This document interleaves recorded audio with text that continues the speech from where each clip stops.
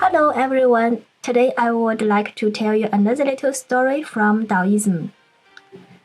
The Happiness of the Fish, which is from the book Zhuangzi, chapter Autumn Floods. In this story, Zhuangzi debated with Huizi. Huizi was his closest friend and he is also a famous philosopher. Unfortunately, all his works have been lost. Today we can only learn about him from other ancient books, for example Zhuangzi. Let's begin the story today. One day, Zhuangzi and Huizi were strolling on the bridge over the Hao. Hao is a river. Zhuangzi points at the river. See how the small fishes are darting about. That is the happiness of the fish. You are not a fish? Queried Huizi. How can you know the happiness of the fish? You are not me, retorted Zhuangzi. How can you know that I don't know? I am not you, and certainly do not know what you know, urged Huizi. You are certainly not a fish, and cannot know the happiness of the fish. Let's go back to your original question, smiled Zhuangzi.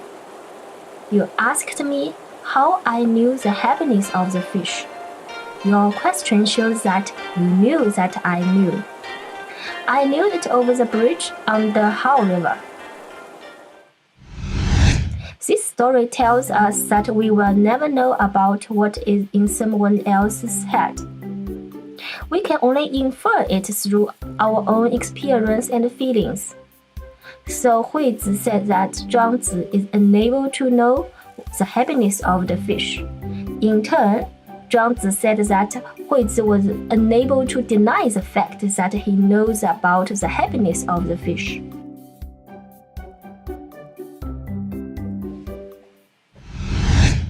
In our life, we often judge other people's thoughts and feelings arbitrarily. This causes a lot of unnecessary misunderstandings and trouble.